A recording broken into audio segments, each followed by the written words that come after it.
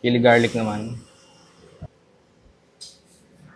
Nasa Binondo ako ngayon kaya dumaan ako sa Mr. Pao para mas mapil ang Chinese vibes ng lugar. Matatagpuan sila sa 320 Dasmariñas Street, Binondo, Manila. Katapat lang sila ng Metrobank. Maganda rin ang dining area nila dahil naka-aircon ang ground floor at pati ang second floor kaya siguradong komportable kayong kumain at hindi kayo babanasin. Ito ang mga natikman ko. Xiaolong Bao, freshly made kaya napaka-tender ng meat sa loob. Perfect na perfect isaw-saw sa kanilang ginger sauce. Beef kamto noodles.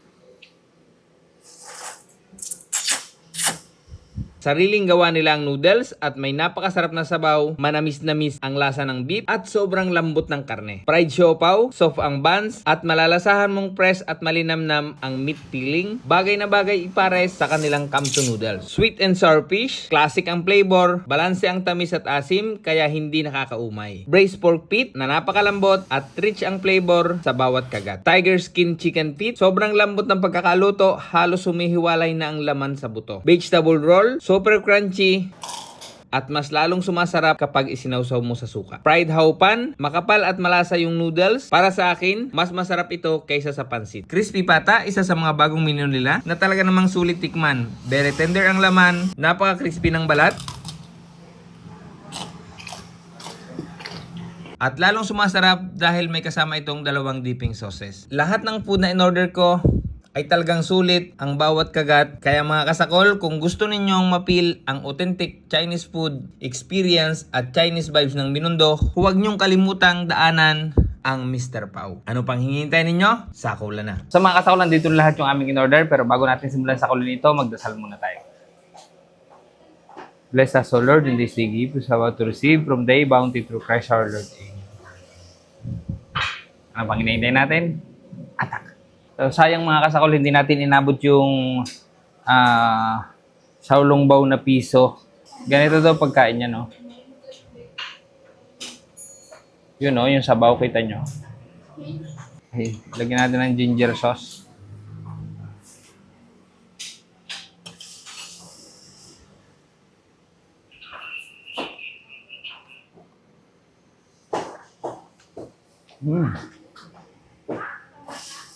Sarap.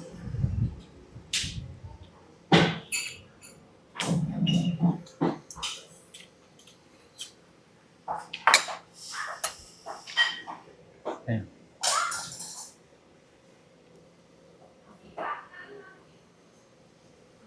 Kita nyo yung sabaw. Yan, o.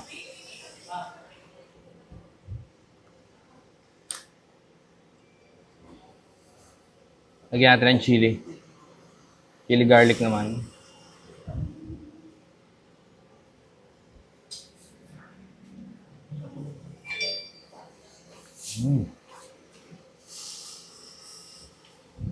Sarap. Tapos sunod natin itong beef kamto noodles. Grabe, oh. Ooh. Tikman natin yung beef.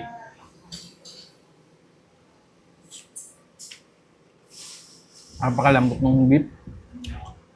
Ang sarap.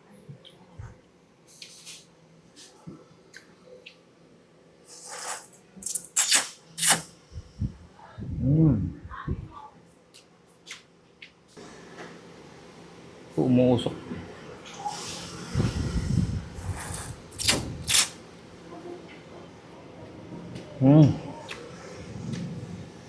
Sarap. Alam niyo yung noodles nito? Napakasarap. Dahil sariling gawa nila ang noodles nito.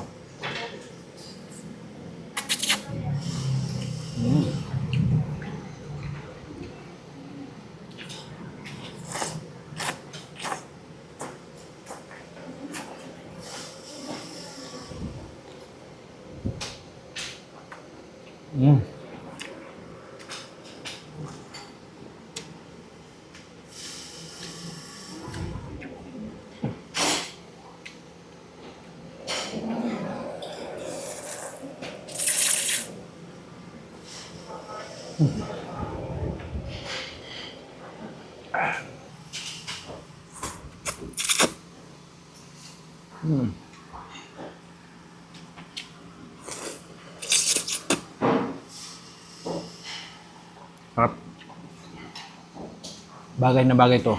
Katuwang ng kanilang fried siopaw. Yung fried siopaw nila, tingnan nyo.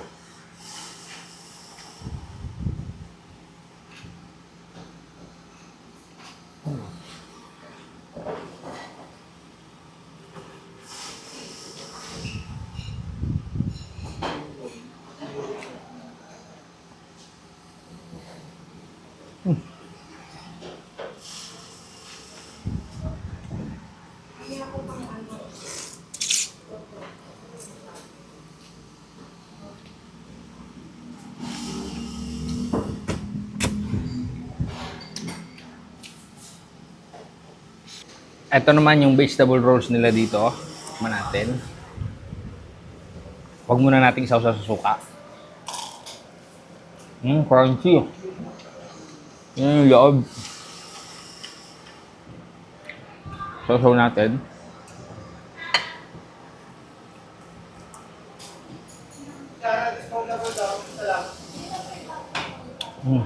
Sarap.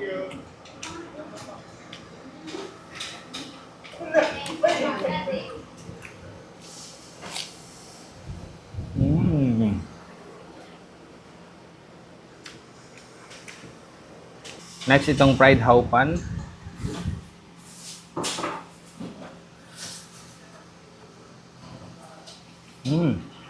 Kakaiba yung texture niya.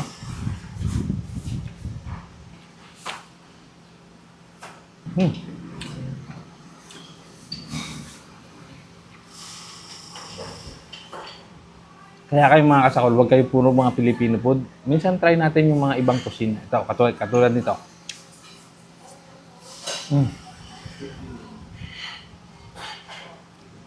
Sarap.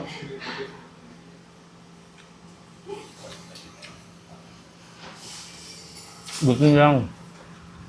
Dito kami nagpunta sa Mr. Pao. Dito naman tayo mga kasakol sa braised pork feet nila. Tutok mo. Ito, braised pork feet nila dito. Tingnan natin. Napakalambot.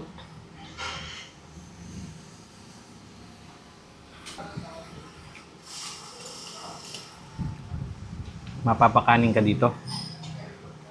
Bagay na bagay dito sa chow pan. Mapapakanin ka rito. Bagay na bagay dito sa kanilang yang chow. Sabawan natin ng konti. Tutok mo. Sabawan natin. Konti.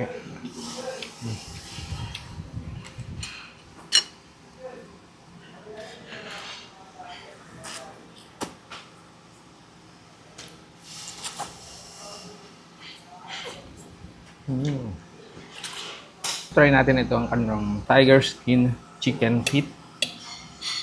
Kita nyo naman, napakalambot yan mga kasol. Oh.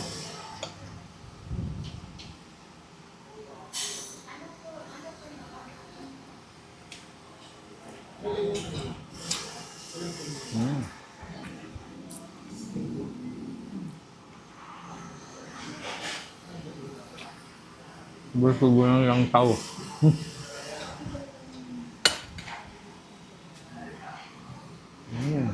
Spicy fried chicken. Grabe. Sobrang spicy nga nito. Tingnan nyo naman ang sili.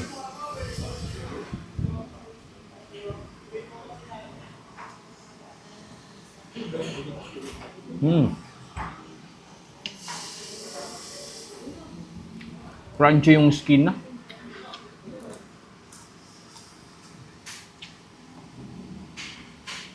Sarap. Meron niyang peanut. Kasama.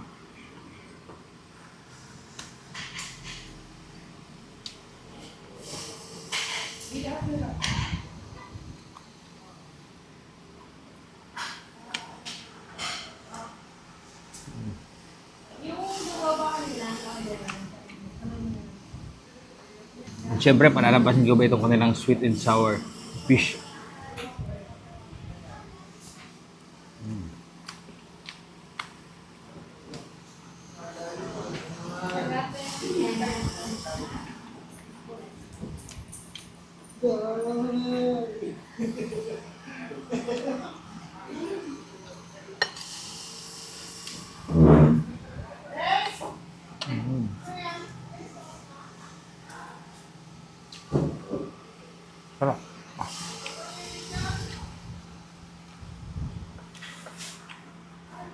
So yung pag napunta kayo ng Binondo mga kasakol, try nyo tong Mr. Pau.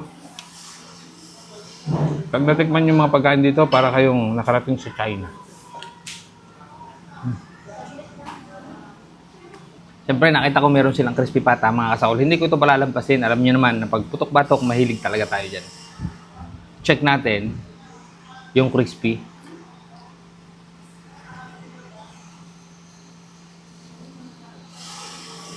Sausaw natin.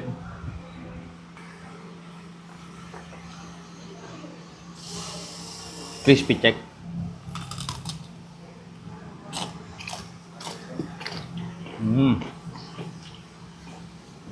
Lutong.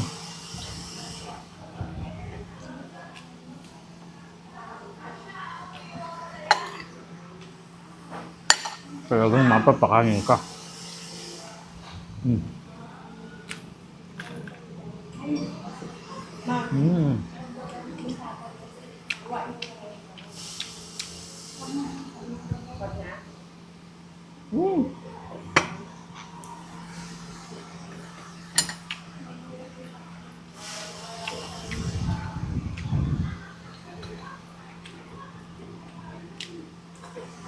Ang mahalaga dito sa crispy pata mga kasakol, malambot.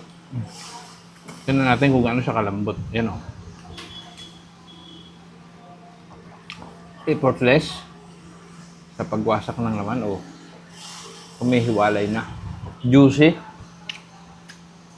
And may lasa hanggang sa loob.